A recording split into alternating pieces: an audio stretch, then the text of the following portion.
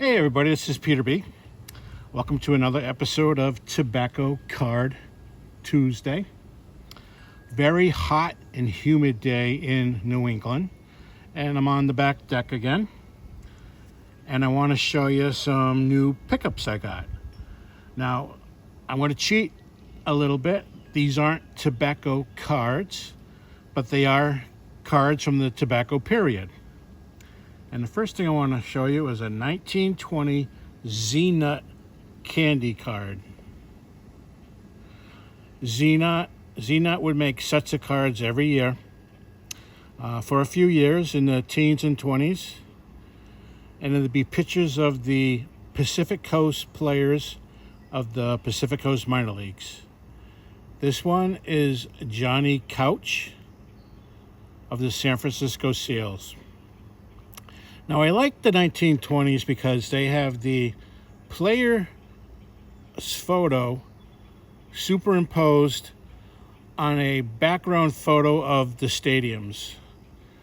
And I just think these are pretty neat. Some of them, like I think the year before 1919 was just the player on a blank white background.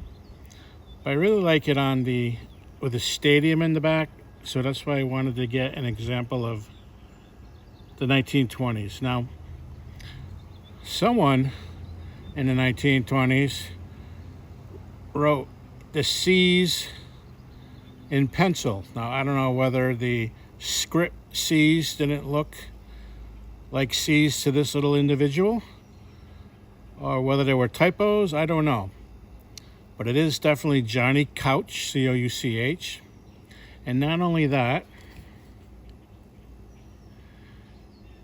he had to put John Couch. 1 hit game, 9 innings. Couch from San Francisco versus Salt Lake on September 8th, 1920. So I did not look it up, but I guess he threw a 1-hit game on September 8th, 1920. Thanks to this individual who recorded it on my card. So the 1920 Zeenut. Now the next one I want to show you, and almost all the rest are trade cards, Victorian trade cards. And this one I just got in today from my buddy Dan at Old Sarge Collects. And I've been wanting this card. And Dan knew I've been wanting this card, so he just sold it to me for a very, very generous price. And this is the 1893 Arbuckle coffee cards. They made a lot of card sets, various topics, but they did make a set, History of Sports and Pastimes of the World. And this one depicts our country, the United States. And like I said, I always wanted this card, and I'm very glad Dan sold it to me because it has a lot of things I like to do. On the left panel, it's the America's Cup. I really enjoy watching the America's Cup, being originally from Rhode Island. And fishing, I like to fish. The center panel, not so much. But the third panel, there's a camera, and I am a photographer. A old-fashioned two-wheel bike with the big front wheel, which is pretty cool. And then, of course, baseball. So this was the United States entry into the history of sports and pastime cards of the world. And on the back has info about the Arbuckle coffee, and then about United States sports and pastimes. Very cool card. I'm very happy to own this. So Dan, thank you very much. 1893 Arbuckle Brothers coffee. Now the next card is right up the alley of Jake's A Legend Never Die. It's a Victorian trade card from the 1880s. It's classified as a baseball card, but there's no words to say baseball. There's really no baseball equipment in it except for a ball, which everyone assumes a baseball. And what makes this so great is that this card, like I said, was in the 1880s, and it's called Grab the Ball, Jimmy. So the ball must have went over the fence, and poor Jimmy was chosen to go get it. And it's right in front of the doghouse with a mean junkyard dog guarding it. And there's a little kid with his whole head to the hole of the fence saying, "Grab the ball, Jimmy." Now, the reason I mentioned Jake, because Jake is a big, huge Sandlot fan. And this is a 1880 version of Sandlot, which I thought was real neat. And it is a trade card. So that was the advertiser in the back. Also neat, that was from Pawtucket, Rhode Island. So an 1880s Victorian trade card, a precursor to Sandlot. And the next one I want to show is another 1880s trade card.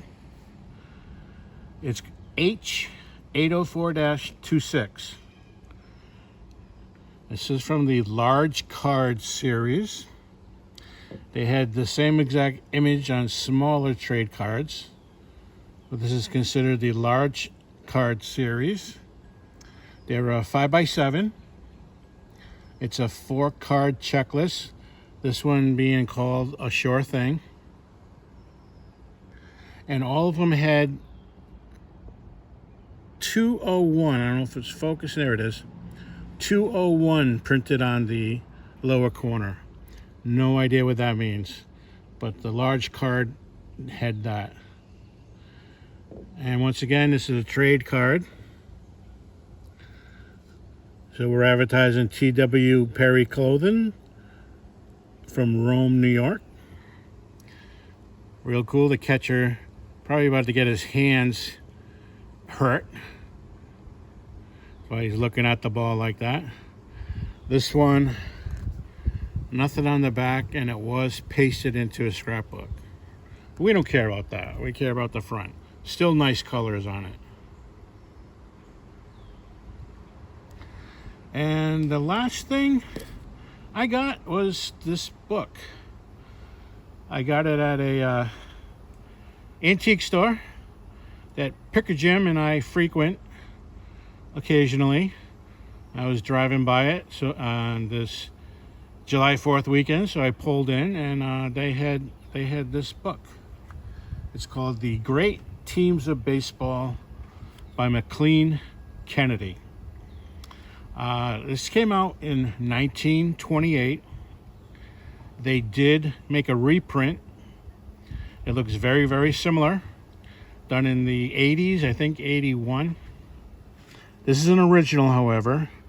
You can tell by the feel of the paper. And also, oops, it would say reprint on this page where it doesn't say it. There's no table of contents, which I wish I had, but it goes all the way back to the 1871, 1875 Boston Red Stockings.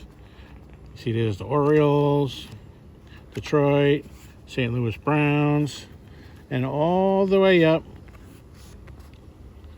to the 20 to 28 Yankees. So I haven't read it yet, but I assume it covers a lot of the 1927 Murderer Row Yankee.